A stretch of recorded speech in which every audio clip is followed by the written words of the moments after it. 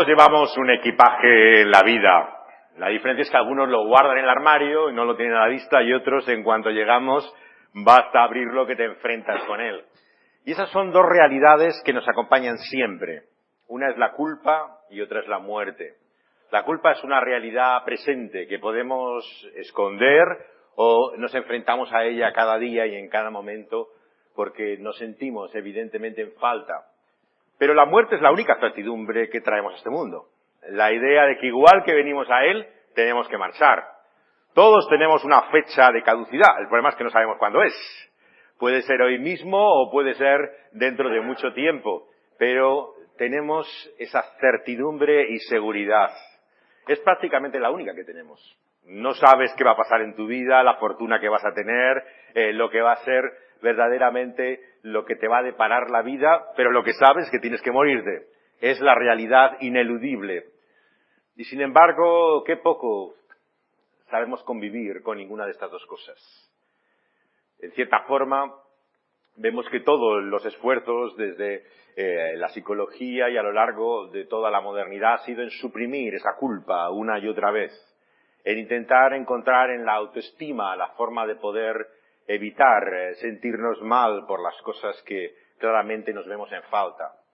Y la muerte, sin lugar a dudas, es el gran tabú de nuestro tiempo. Lo que fue el sexo en la sociedad victoriana, aquello que nadie podía mencionar sin que se sintiera incómoda la gente, y rara vez vemos que se hablaba claramente sobre ello. Eso es la muerte ahora. Se vive como si no existiera, de cierta forma se neutraliza. Lo vemos una y otra vez también en las imágenes, en las películas, cómo se carece de trascendencia, de significado. Son simplemente cuerpos que se derriban, no vemos la tragedia que hay detrás de ello, ¿no? Y sobre todo la publicidad nos muestra siempre estos cuerpos eternamente jóvenes, ¿no? Que parece que nunca van a morir. Y escondemos a los viejos donde nadie se les vea, ¿no? Para que nadie sea demasiado evidente, ¿no? La realidad a la que se enfrenta, que los años pasan y esa misma persona que ves tan absolutamente afectada por el paso del tiempo serás tú mismo como en un espejo dentro de muy poco tiempo. Sin embargo, esas dos realidades que nos acompañan son precisamente las que en este capítulo, que es como el Monte Everest, yo creo, de la revelación bíblica, que es Romanos 8, enfrenta aquí el apóstol Pablo. Dice así al principio de este maravilloso capítulo de la epístola del apóstol Pablo a los romanos. Ahora pues, ninguna condenación hay para los que están en Cristo Jesús, los que andan no conforme a la carne, sino conforme al Espíritu. Porque la ley del Espíritu de vida en Cristo Jesús me ha librado de la ley del pecado y de la muerte. Porque lo que era imposible para la ley, por cuanto era débil por la carne, Dios, enviando a su Hijo en semejanza de carne de pecado, y a causa del pecado, condenó al pecado en la carne, para que la justicia de la ley se cumpliese en nosotros. Que no andamos conforme a la carne, sino conforme al Espíritu. Porque los que son de la carne piensan en las cosas de la carne, pero los que son del Espíritu, en las cosas del Espíritu. Porque ocuparse de la carne es muerte, pero ocuparse del Espíritu es vida y paz. Por cuanto los designios de la carne son enemistad contra Dios, porque no se sujetan a la ley de Dios ni tampoco pueden, y los que viven según la carne no pueden agradar a Dios. Mas vosotros no vivís según la carne, sino según el Espíritu, si es que el Espíritu de Dios mora en vosotros. Y si alguno no tiene el Espíritu de Cristo, no es de él. Pero si Cristo está en vosotros, el cuerpo en verdad está muerto a causa del pecado, mas el Espíritu vive a causa de la justicia. Y el Espíritu de aquel que levantó de los muertos a Jesús mora en vosotros. El que levantó de los muertos a Cristo Jesús vivificará también vuestros cuerpos mortales por su Espíritu que mora en vosotros. Así que, hermanos, deudores somos no a la carne, para que vivamos conforme a la carne, porque si vivís conforme a la carne moriréis. Mas si por el Espíritu hacéis morir las obras de la carne, viviréis. Porque todos los que son guiados por el Espíritu de Dios, estos son hijos de Dios. Pues no habéis recibido el espíritu de esclavitud para estar otra vez en temor, sino que habéis recibido el espíritu de adopción, por el cual clamamos Abba, Padre, y el Espíritu mismo da testimonio a nuestro espíritu de que somos hijos de Dios. Y si hijos, también herederos, herederos de Dios y coherederos con Cristo, si es que padecemos juntamente con Él, para que juntamente con Él seamos glorificados. Hasta aquí esta parte. El próximo día, mañana, veremos el resto. Se enfrenta aquí el apóstol a las dos realidades que nos acompañan siempre, la culpa y la muerte. Y ya de entrada, desde el primer versículo, nos muestra cómo es posible vivir sin el temor a enfrentarse a aquel que todo lo ve, que todo lo conoce, a quien no podemos esconder la realidad de nuestra vida. Lo que ocultamos está presente delante de Él.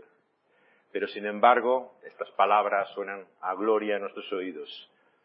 No hay condenación. No hay condenación para los que están en Cristo Jesús. Por lo tanto, la buena noticia del Evangelio, en primer lugar, es que hay solución para ese problema, que es el problema de la culpa.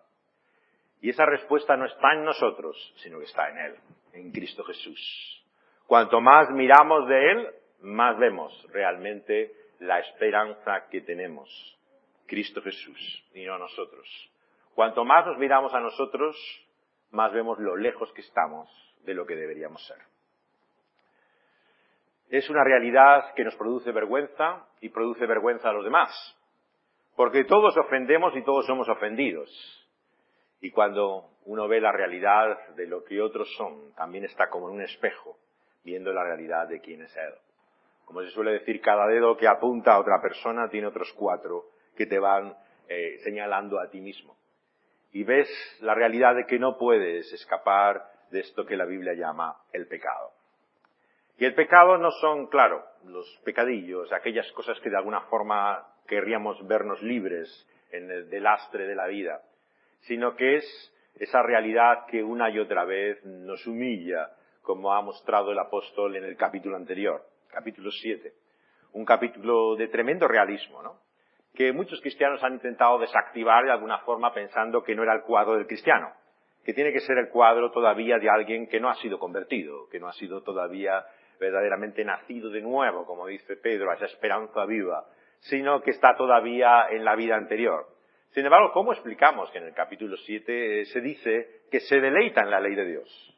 Yo no conozco a ninguna persona no regenerada que se deleite en la ley de Dios. Todo lo contrario, vemos que vive totalmente de espaldas a ella. Vemos que hay expresiones en el capítulo anterior que indican claramente un conocimiento de Dios tan íntimo y profundo por el cual uno sabe que ha ofendido a Dios. Pero al mismo tiempo hay esa contradicción, ¿verdad? Como una ley interior por el cual el pecado no es simplemente la ausencia de bien. Esto lo plantea ya Agustín, el padre antiguo de la Iglesia, ¿no? Cuando quiere explicar, ¿no?, en qué consiste el mal, ¿no?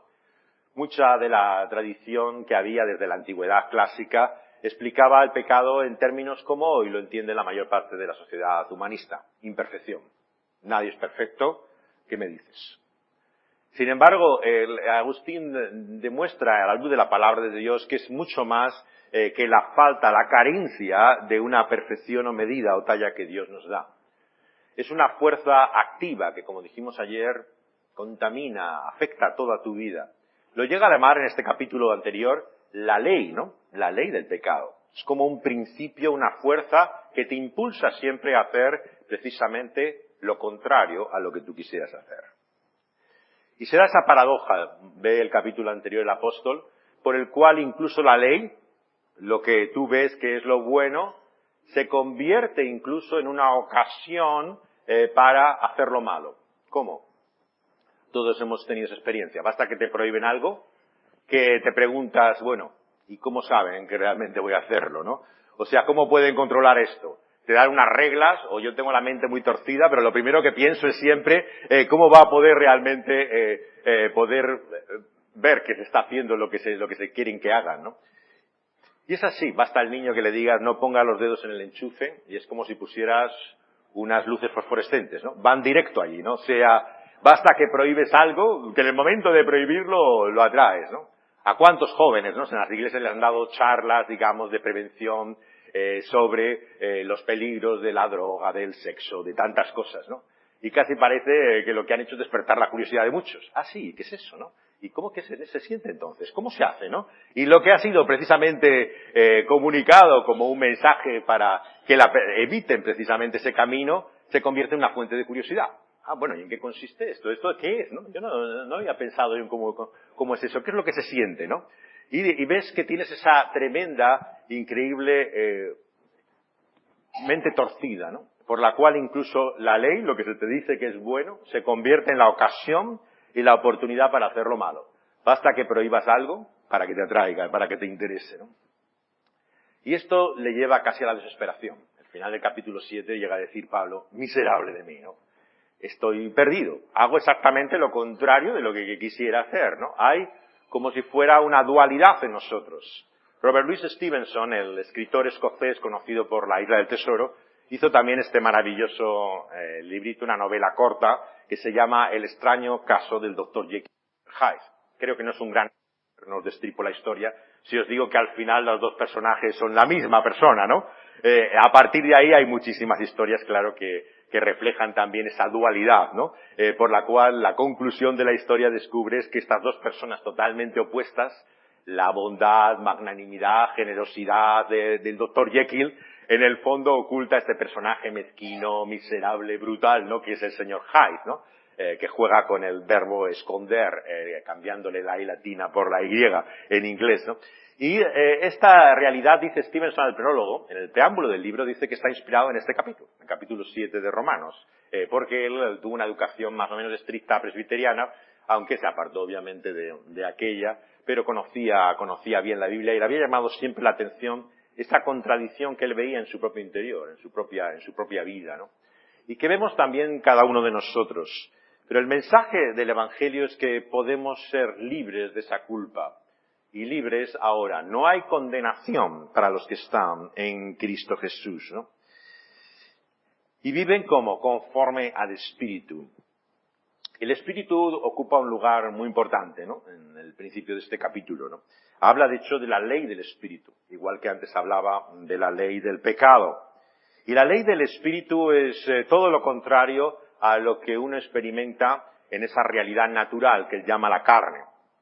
Esa desesperación en la cual cuanto más piensas en esos términos, cuanto más vives a la luz y dirigido y guiado por lo que llaman la carne, lo que te encuentras finalmente es la muerte.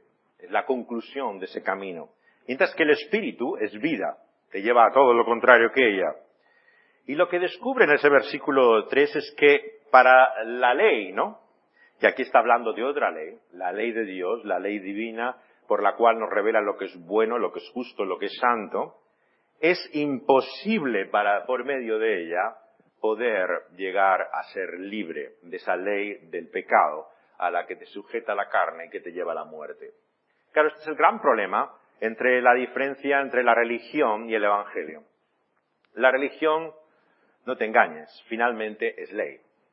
Será la ley evangélica, será, digamos, nuestros términos en que entendamos la obediencia o la santidad evangélica, pero finalmente es el principio de la ley. Así haces, así recibirás. Así vives, así tendrás. Y el principio de la ley es natural en la mente humana. Cuando entendemos la religión, el ser humano no regenerado la entiende en términos de ley. Si así haces, así recibirás. Y esto es lo que todo el mundo comprende. Por eso es que hay sectas, ¿no? Testigos de Jehová y tantas religiones que son tan comprensibles para la persona natural, porque son credos moralistas. Así vives, así te irá. Y eso lo entiende cualquiera. En el catolicismo, en primer lugar, que todos hemos conocido, que es al fin y al cabo, sino la religión de ser bueno. De esto se trata. Por lo tanto, es algo comprensible. Pero el apóstol ha descubierto en su propia religión, el judaísmo, que es imposible, en base a esa ley, poder recibir la vida de Dios. Y lo dice con toda claridad. Era imposible para la ley salvarle. ¿Por qué? Porque era débil. Por lo tanto, no solamente hay cristianos débiles, es que todos somos débiles. Y esto es lo que nos cuesta aceptar a lo largo de nuestra vida, ¿no? El hecho de que no tenemos los recursos, no tenemos los medios. Finalmente, dependemos de tal manera de Dios que es por su sola misericordia que seremos salvos. Finalmente, ¿qué poder hay en nosotros? Ninguno. Es el que viene por Dios a través de su Espíritu Santo. ¿Y cómo se muestra esa vida en el Espíritu? Esto es muy importante al hablar de cosas como la santidad. Se muestra por medio de Cristo Jesús. La Biblia, cuando describimos el término santidad y lo seguimos a lo largo de todo el Nuevo Testamento, si hiciéramos, por ejemplo, un listado de todas las veces que aparece, no sé si os descubro algo, pero la mayor parte de las veces que se habla de santidad en Cristo Jesús. De una santidad externa a ti. No de la transformación que tú vives, no del cambio que hay, sino de lo que tú eres gracias a otro, a Cristo Jesús. El énfasis en todo el Nuevo Testamento, por lo tanto, es que la santidad solo es posible en Cristo. Sin Él no hay santidad. Algunos que conocéis de la historia de los avivamientos y de la Iglesia conocéis tal vez acerca de Juan Wesley, el fundador del metodismo. Él, antes de su conversión, pertenecía en la universidad a un grupo, a una asociación que llamaban el Club de los Santos. Y el Club de los Santos eran cristianos que querían vivir de acuerdo a una vida que mostrara en buenas obras, ¿no?, la realidad de su santidad delante de Dios, ¿no? Y todo su esfuerzo, ¿no?, en aquel momento era intentar ser aceptado por Dios. Y le lleva finalmente en un camino sin salida. Viaja a Nueva Inglaterra, donde va a predicar, es todo un desastre su aventura, y vuelve en el barco totalmente decepcionado. Finalmente no podía realmente experimentar el poder que él anhelaba en su ministerio y en su vida, ¿no? Y son marinos que hay en el barco que pertenecían a los hermanos moravos, un grupo de la Reforma Radical, los que le invitan a una capilla en Londres, en la calle Aldgate Street, ¿no?, donde precisamente, qué coincidencia, eran romanos de lo que estaba hablando el predicador. Y cuando escuchó aquello, Wesley, en su característica falta de emotividad, dice que sintió un extraño calor dentro de él, ¿no? Esto de las conversiones es curioso, ¿verdad? Hay algunas personas que tienen experiencias dramáticas, asombrosas, y luego hay hombres como Wesley que lo único que te pueden decir es que sentían un extraño calor dentro de ellos, pero nada más, ¿no? Y lo cierto es que cambió toda su vida, radicalmente. Sea cual fuera la experiencia, a partir de ahí se dio cuenta que el camino de la ley, el camino de la santidad no le llevaba realmente por medio de las obras, ¿no?, sino a través de la fe de la que habla el apóstol. Y descubre que era imposible por la ley. Y en Cristo Jesús vemos en su encarnación. La encarnación es algo singularmente cristiano. Si os fijáis, claro, el mundo griego, toda la antigüedad helenística, lo que buscaba era la realidad, digamos, espiritual del alma. En las religiones orientales todavía se hace algo más evidente, porque la única verdadera realidad es esa realidad, que digamos, espiritual, ¿no? Pero en la mente griega era escapar de ese cuerpo, de esa carne que te tenía cautivo y lograrte librar de ello. Y esto logra impregnar todo el cristianismo. En textos como Corintios lo vemos, ¿no?, como muchos habían incluso espiritualizado la resurrección, ¿no?, y decían que ya habíamos resucitado espiritualmente, ¿no?, y que de esto se trataba simplemente, como dice Pedro, de nacer de nuevo en el espíritu, y ya está. Y la carne era algo no solamente secundario, sino que no tenía lugar en su plan de futuro, en su esperanza. El judaísmo sí que creía en la resurrección en algunos casos. Nos dice el Evangelio que los saduceos no creían en la resurrección, o sea que había un sector, digamos, más cercano a lo que podríamos llamar el judaísmo moderno, ¿no?, en que en cierto sentido no le importaba tanto lo que iba a ser la realidad futura. Pero ¿qué resurrección esperaba? Claro, la que vemos en Juan 11, cuando llega Jesús tras la muerte de su amigo Lázaro, y le dice su hermana, sí, yo ya sé que resucitará. En el día postrero, el último día, resucitarán todos para ser juzgados, los vivos y los muertos. Pero Jesús le dice, no, yo soy la resurrección y la vida.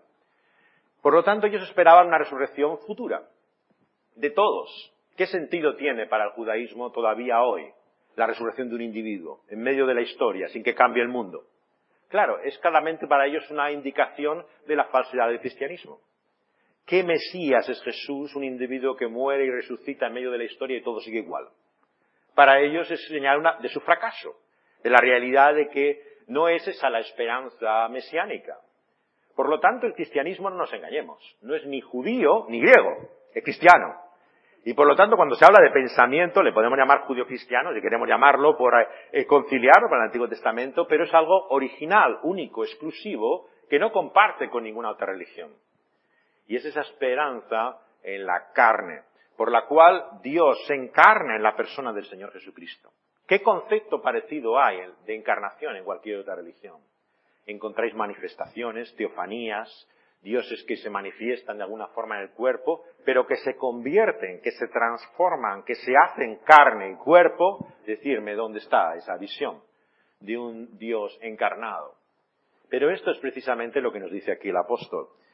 Él enviando a su Hijo en semejante de carne, o sea, con la realidad que vemos evidente y aparente, con todos sus síntomas y elementos que caracterizan su carnalidad, Él vivió en la carne, en una carne como la nuestra, semejante a la nuestra de pecado, pero sin pecado, como dice en la Escritura. Jesús se encarna de tal forma que incluso tras su muerte, como vemos, es en la muerte misma que Él experimenta en su propia carne la realidad de lo que es la consecuencia del pecado. Él, que no tenía pecado, vemos que padece en su propia carne. Su muerte no es aparente. Es algo que tienen en común casi todos los evangelios apócrifos. Si podéis, alguna vez tenéis curiosidad en leerlos, son un rollo la mayor parte de ellos, bastante aburridos. Son frases generalmente sueltas de Jesús, de pensamiento, más o menos gnóstico en el caso de los primeros evangelios apócrifos. Luego, a medida que pasa el tiempo, se convierte en algo más novelado, como de historias de Jesús viajando, después de lo que es una muerte aparente. Todos ellos, incluso el Islam mismo. El Corán lo que pretende es que Jesús, que es un personaje en el Corán, realmente no muere en la cruz, ¿no? Se produce una sustitución. Todos los falsos evangelios tienen en común, ¿no?, la negación realmente de que Él muriera en la carne, que realmente simplemente no fuera más que un desvanecimiento. Pero como nos dice, el pecado fue condenado en su carne, recibiendo ese salario, ese resultado del pecado que es la muerte. Él murió realmente. Y así también la resurrección. Como dice 1 Corintios 15, no espiritualicemos lo que Dios no espiritualiza. La carne es carne, el cuerpo es cuerpo. No me digas simplemente que es un cuerpo espiritual. Bueno, entiendo lo que quieres decir, pero si lo haces tan espiritual ya finalmente no es un cuerpo. O sea, se tiene que tratar de un cuerpo que come, que bebe, que hace las cosas que hace un cuerpo. Claro, este es el escándalo de Jesús resucitado. ¿Qué hace en la playa desayunando con los discípulos? Dice, bueno, no lo comería, hacía como que comía. ¿Cómo? ¿Dónde dice eso? Que hacía como que comía y que no comía. Lo que te está diciendo es que estaba desayunando, comiendo con ellos, ¿no? O sea, que podía traspasar espacios, que no sabemos cómo funcionaba el sistema digestivo, lo entiendo perfectamente. No tenemos la biología del cuerpo resucitado de Jesús, ¿no? Pero lo que no podemos negar es que era un cuerpo, ¿no? Y invitaba así a Tomás a poner verdaderamente su mano en sus heridas, en sus llagas, en un cuerpo y una carne real, para que viera que no era un fantasma, que era un aparecido, ¿no? Entonces, nos muestra cómo en la carne, ¿no?, Dios vindica, ¿no?, lo que todo el pecado nos ha arrebatado. La restauración, la redención, la salvación es no dejar ni un ápice, ¿no?, de aquello que se ha perdido y que el diablo parece finalmente habernos quitado. No dejarlo en sus manos, sino recuperarlo. Por lo tanto, habla de cielos nuevos, de tierra nueva, de una realidad material recuperada por medio de la obra de Cristo Jesús. Y así, dice que debemos andar no conforme a la carne, sino conforme a ¿qué? Al Espíritu. El Espíritu se convierte, por lo tanto, en el dador de vida, en la primicia, el adelanto de aquello que ha de venir, ¿no? Y por eso dice que debemos andar en Él, pensar en Él, buscar las cosas de Él, ocuparnos en Él, porque de lo contrario estamos en oposición, en enemistad a su obra. Y dice así, que el Espíritu de Dios mora en nosotros, versículo número 9. Y si uno no tiene el Espíritu de Dios, es que no es de Él. ¿Recordáis las palabras del Señor Jesús cuando decía, si vosotros que sois malos, ojo, si vosotros que sois malos, dice, sois capaces como padres de darle algo bueno a vuestros hijos, ¿no? ¿Cuánto más, no? El Señor os dará su mayor regalo. ¿Y cuál es ese su mayor regalo? El Espíritu Santo. Es un don inefable, algo que no tiene precio. Y Él lo concede gratuitamente. Si hubiera alguien aquí que no tuviera el Espíritu de Dios, lo que le invitamos es a unirse a esa nuestra oración y rogar que se lo conceda. Y a Él le complace, le place, no hay que torcerle el brazo, no hay que obligarle o forzarle. Él se deleita en conceder ese máximo regalo en nuestra vida, que es el Espíritu de Dios. Y lo que vemos aquí es que el Espíritu todo lo cambia. Quien tiene el Espíritu de Dios en su vida es otra. Nos dice aquí que si Cristo está en vosotros, vuestro cuerpo realmente vivirá las consecuencias del pecado, la realidad de la muerte, pero el Espíritu vive dentro de ti. Y es el Espíritu que levantó a Jesús de los muertos, el Espíritu de la resurrección, el que vivificará también vuestros cuerpos mortales. Por lo tanto, es una obra del Dios Trino, el Dios Padre que dio la vida por su sola palabra, Cristo que ha entregado su propia vida para dárnosla a nosotros, y el Espíritu Santo, ¿no?, que infunde, que transmite, que da esa vida por la cual levanta con poder a Cristo Jesús de los muertos. Y nos dice así también: por lo tanto, hermanos, no seamos deudores de la carne, ni vivamos conforme a la carne, sino al Espíritu. ¿Y qué significa eso? Fijémonos que la vida en el Espíritu, al contrario de lo que mucha tradición evangélica de santidad ha dicho, no es una vida de esclavitud. Lo que viene a continuación es que la vida en el Espíritu es la vida de la libertad, de la adopción de Dios, frente a la vida del servilismo del esclavo. Por lo tanto, quien quiera convertir la salvación en una obra de gracia por la sola fe, pero luego a partir de entonces de lo que se trata es de vivir conforme a la ley y de acuerdo a tus obras en la santidad de Dios, simplemente ha vendido la herencia que el Señor le ha dado y ha convertido su evangelio en otra cosa. Tristemente, hay mucha religión, incluso evangélica, que no es más que esclavitud. Someterse a tantos mandamientos y reglas, no hagas esto, no hagas lo otro, se convierte finalmente en lo que aquí llama espíritu de esclavitud. Y el esclavo ya sabes lo que hace. Miras continuamente de reojo si está el amo ahí, ¿no? Si no está el jefe, ya eres tú mismo, ¿no? Pero mientras está ahí, tienes que estar pendiente de las apariencias. De lo que se trata es de guardar y mantener las formas. Ese es el espíritu del servilismo del esclavo. Pero el hijo tiene la libertad de que es un hijo. De que hagas lo que haga, sigue siendo tu hijo. Y ese espíritu de libertad que aquí vemos es el que transmite el Espíritu de Dios. No habéis recibido, versículo 15, el espíritu de esclavitud para estar sujetos en temor, sino que habéis recibido el espíritu de adopción, por el cual clamamos: Abba, Padre. Como tantas veces se ha dicho, sobre todo a partir de la teología del Nuevo Testamento de Joachim Jeremías, un famoso estudioso del Nuevo Testamento, que hizo esta teología del Nuevo Testamento que se llama Abba, para mostrar que no hay indicativos en el Antiguo Testamento de una forma de dirigirse a Dios como la que Jesús nos enseña en el Nuevo Testamento.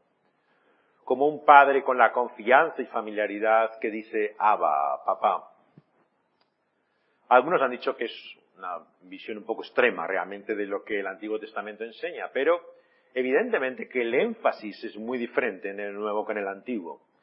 En la confianza, en la familiaridad, en la obra del Espíritu Santo, que nos da esa experiencia de saber que eres hijo.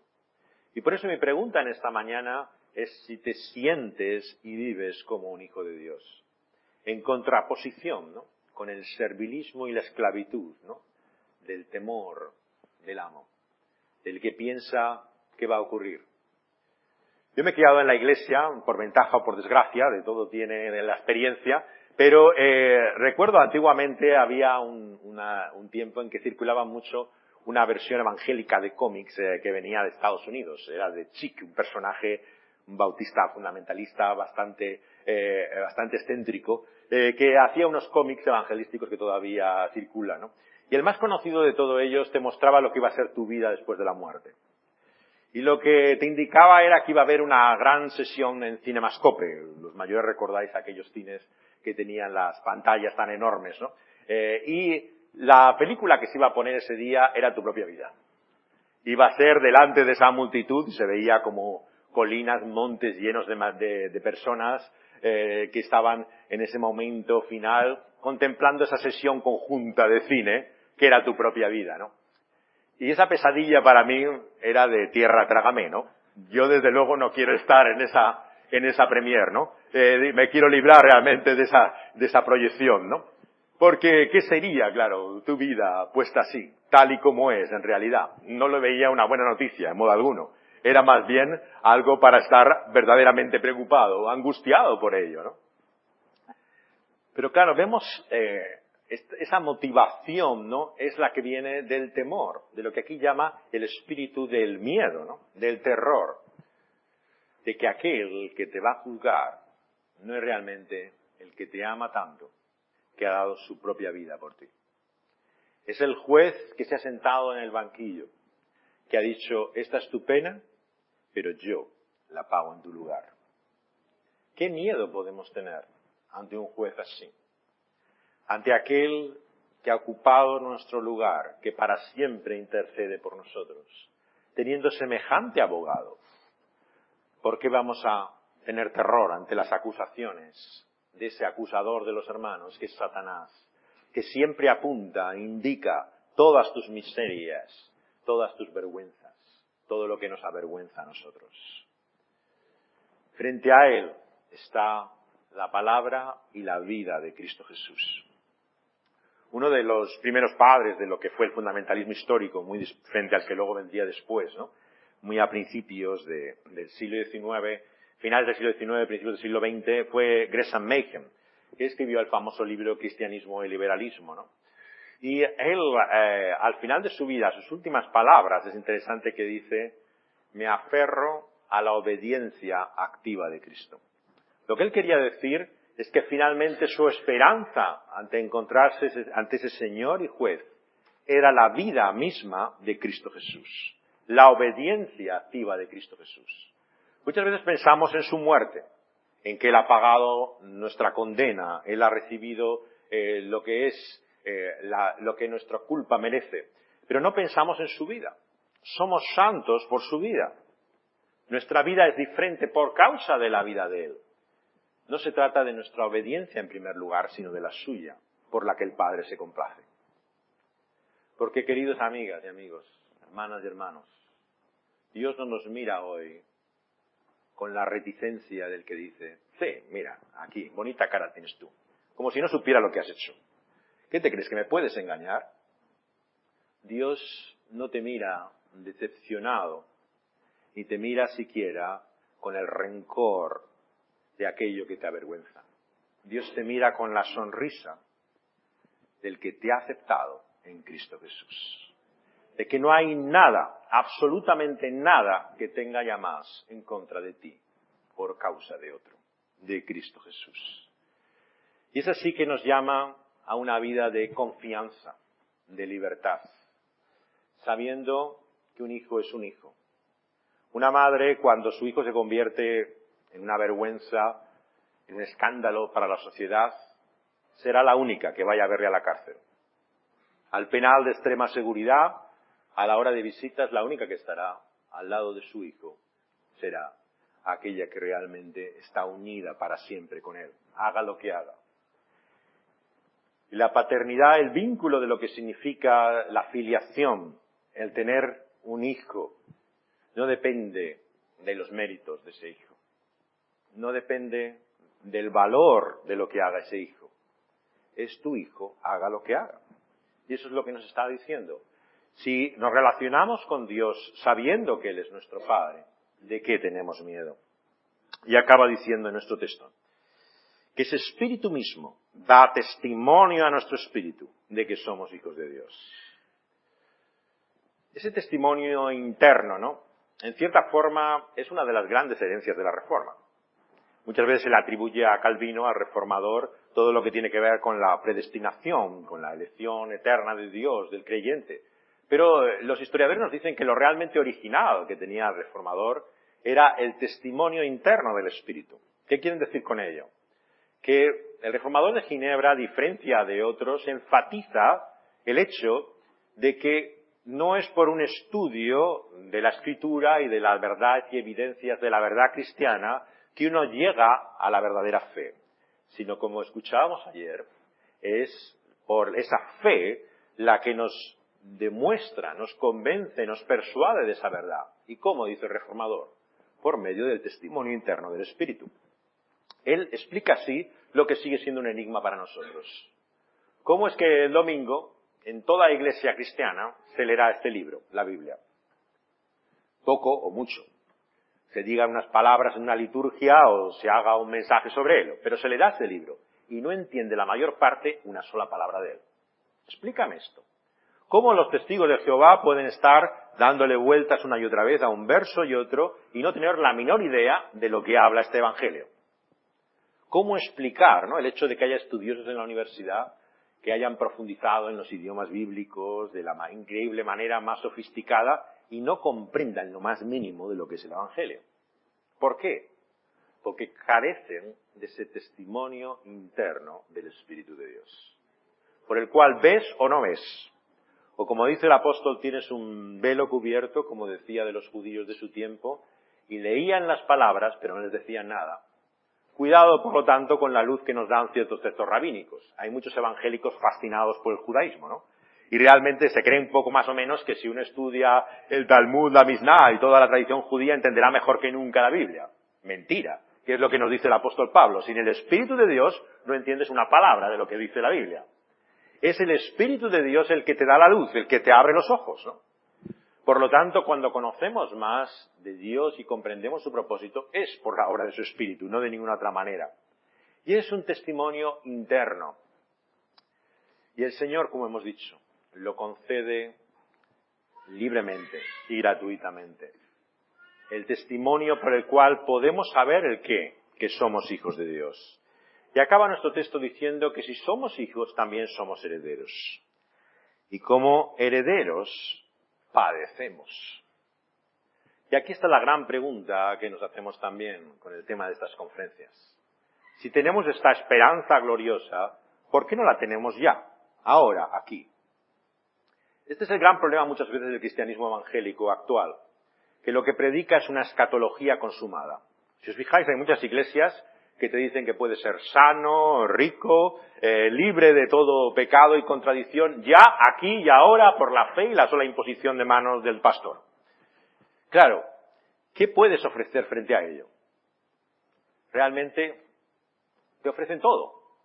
Toda una escatología consumada casi sin la resurrección, aunque todavía hay individuos, estoy escribiendo para la semana que viene en Protestantes sobre uno de ellos, que creía ya que tenía el cuerpo manifiesto de los hijos de Dios, que podía tener ya hasta el cuerpo resucitado y finalmente ni siquiera iba a tener que pasar por la muerte. Pero excepto eso, la mayor parte de muchos de los predicadores de prosperidad te ofrecen todo aquí y ahora.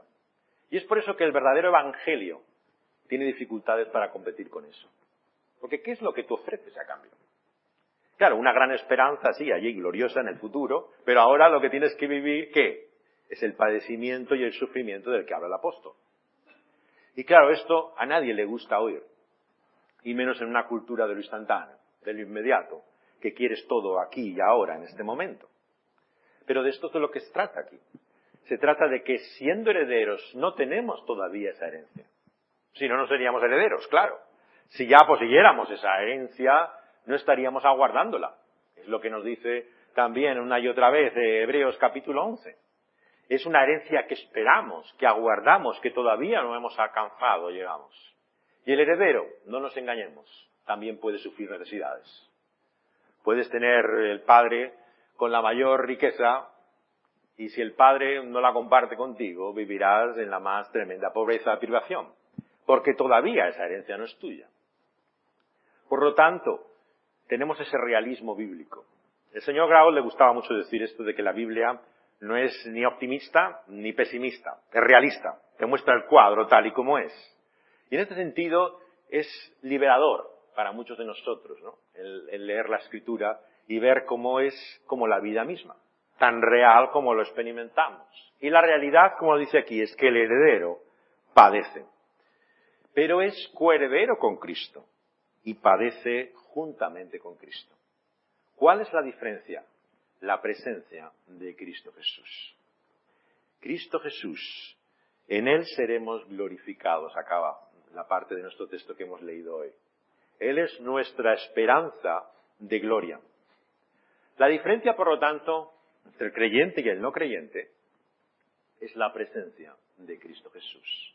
Es Él quien lo hace todo diferente. Ayer veíamos la dificultad que tenemos, ¿no?, para imaginar la eternidad, ¿no? En cierta forma nos resulta imposible, ¿no? Porque ninguno de nosotros conoce el bien y el mal en estado puro. Incluso la persona más terrible que puedas imaginar, asesinos en serie, mafiosos, genocidas, ¿no?, tiene momentos de compasión, de misericordia. Generalmente aman a su familia. Habéis visto El Padrino, ¿no?, que hace medio siglo ahora de ello, ¿no? Generalmente son personas que pueden mostrar señales de lealtad. ¿Por qué? Porque no viven la maldad en estado puro. Por eso es un necio el que te dice, bueno, yo no le tengo miedo al infierno. Si el infierno ya está aquí. O sea, el infierno, si va a ser la juerga que tengo con mis amigos, bienvenido el infierno sea. Pero tú no sabes lo que es el infierno. El infierno es la maldad en estado puro. Es Dios dejándote a tu propia voluntad. Y ahora nadie, absolutamente nadie, es dejado solamente a su propia voluntad. En su gracia común, Dios restringe y guarda incluso de sí mismo a muchas personas, de su maldad. Esa gracia general es la que hace que este mundo no sea realmente un infierno. Que haya todavía un cierto sentido de orden, incluso de justicia, ¿por qué no?, o de paz. ¿Por nosotros? No. Por causa de Dios y su misericordia. Igualmente nadie conoce el bien puro. Como decíamos ayer, uno puede tener actos de lo más caritativo y desinteresado, que siempre hay una motivación oculta. Todo lo haces por otra razón. Nunca te mueves por ese bien por sí mismo. Y por eso nos cuesta tanto imaginar el cielo y el infierno, porque nadie sabe lo que es eso. Vivimos una realidad ambigua, mezclada, y nos pensamos que no hay otra vida que esa, en la que está todo confuso, está el bien y el mal entremezclado. Y por eso es que todo esto nos suena tan distante, tan lejano, tan difícil de expresar. ¿Cuál es la diferencia, al fin y al cabo, entre el creyente y el no creyente, no? El mal es un problema para ambos. El misterio del mal es que, aunque sabemos en Génesis 3 que ese mal entró por medio de esa serpiente antigua, Satanás, que tentó a aquel primer hombre y a aquella primera mujer a cometer aquel acto de desobediencia, sin embargo nos explica cómo surge ese mal en una creación que era buena. Dios la vio y era totalmente buena. No tenemos finalmente la respuesta a lo que se suele llamar el misterio del mal. Nadie puede explicar, ¿no?, cómo puede existir ese mal por mucho que apeles a la libertad de la criatura. Es alguien fuera del ser humano. Es esa serpiente antigua. Puedes pensar en esa rebelión celestial de los ángeles, pero ¿cómo pueden esos ángeles llegar a ese mal? Son preguntas que no tienen respuesta y que la Biblia, si os fijáis, no se ocupa en responderlas. Sabemos más de la caída de los ángeles por el paraíso perdido de Milton que por la Biblia. En la Biblia no hay ni siquiera un capítulo extenso que te explique cómo los ángeles caídos se rebelaron delante de Dios. No es la revelación a los ángeles, sino a los hombres. Y por lo tanto no te explica tanto de ese origen sobrenatural del mal. El mal sigue siendo un problema. Pero el bien, queridas hermanos y hermanos, amigas y amigos, el bien sabemos nosotros lo que el no creyente no sabe. Toda buena cosa, toda buena dádiva, viene del Padre que está en los cielos. Tu amigo no cristiano te dirá, la suerte, qué fortuna, me ha sonreído finalmente el destino, pero no puede explicar por qué le ha pasado algo bueno. Tú puedes decirle, con todo sentido, gracias a Dios que te ha pasado esto. Porque sabes de dónde viene todo bien y todo mal. Esa gratitud es la que Dios dice aquí, que es la deuda que tenemos con Dios por medio de su Espíritu. No es la deuda del servilismo, del esclavo, del que debe pagar en compensación por lo que ha recibido, en recompensa por ello, sino es la deuda de gratitud. que no habrá eternidad suficiente para poderle pagar. Si hubiera tiempo en la eternidad, no habría tiempo suficiente para poder darle suficientes gracias a Dios. Todos somos deudores, pero también tenemos una deuda de gratitud que no podemos pagar. Por lo tanto, no pienses que Dios está en deuda contigo. Mucho de ese espíritu de servilismo viene porque pensamos que Dios nos debe algo. Bueno, si estoy yo aquí en medio de las vacaciones en vez de estar en la playa, ¿no? Esto valdrá algo, ¿no? En algún sitio se contará, ¿no? Esto puede, de alguna forma te lo tendrá en cuenta, ¿no? Claro, y vives con ese espíritu realmente de servilismo por el cual estás siempre como en la deuda, ¿no? Del esclavo, del siervo. Pero la única deuda que tenemos es de gratitud. Tú no le haces un favor a Dios estando aquí. Es Él quien te lo hace a ti. Y darse cuenta de esto es lo que te produce ese agradecimiento que describe la adoración y alabanza eterna de Dios. Es darse cuenta que no podemos pagar esa deuda. Tengamos en gratitud con Él para siempre. Y por eso es que le admiraremos siempre. Que siempre nos asombraremos y maravillaremos. Y eso es la gloria. Una palabra muy difícil de describir, como muchas de la Biblia, que es la gloria, ¿no? C.S. Lewis, el conocido converso de la Universidad Inglesa que escribió tantos libros maravillosos de fantasía, crónicas de Narnia, como también de introducción a la fe cristiana. Tiene un famoso sermón, ¿no? Él no era un predicador, pero ocasionalmente en la capilla de la universidad hacía algún mensaje. Y tiene el más famoso, que es el peso de gloria.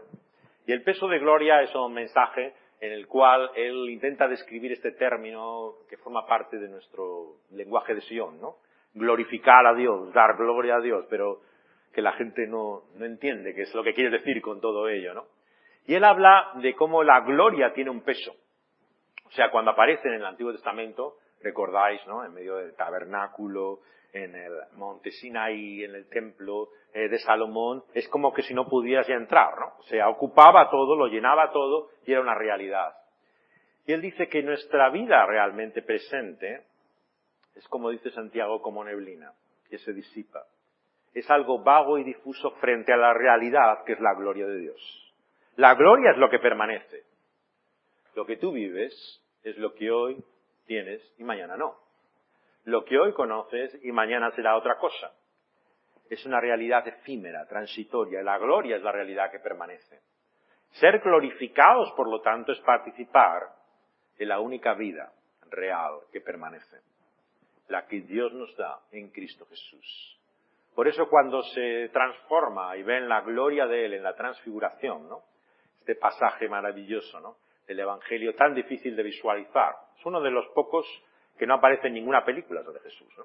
A mí no me gustan mucho las películas sobre Jesús, ¿no? Pero es curioso que cuando las analizas, si hay un episodio que siempre falta es la transfiguración. Incluso en aquellos que dicen que siguen literalmente el Evangelio, no lo encontraréis en ninguna de ellas, ¿no? Nunca aparece. ¿Por qué? Porque en el fondo no les dice nada. Es como un pasaje del Evangelio que dicen, bueno, ¿y esto qué es, no? Que en un monte aparece transfigurado, o sea, ¿qué significa eso, no? Pero sin embargo es una revelación clave, ¿no? En el momento del Evangelio, porque ven la gloria de Dios en Él, en Cristo Jesús, ¿no? Y descubren lo que un día veremos con nuestros propios ojos, cuando veamos cómo es Él. ¿Y cómo lo veremos? Siendo nosotros mismos transformados a su gloria. No hay otra forma de poder contemplar su gloria que por medio de esa renovación que el Espíritu hace en nuestra vida y que un día hará de todo nuestro ser. Vamos a pedírselo a Él, vamos a rogárselo a Dios. Oh Dios, en esta mañana te suplicamos, Señor, que tú nos cambies, porque si tú no nos cambias no hay nada que nos vaya a cambiar.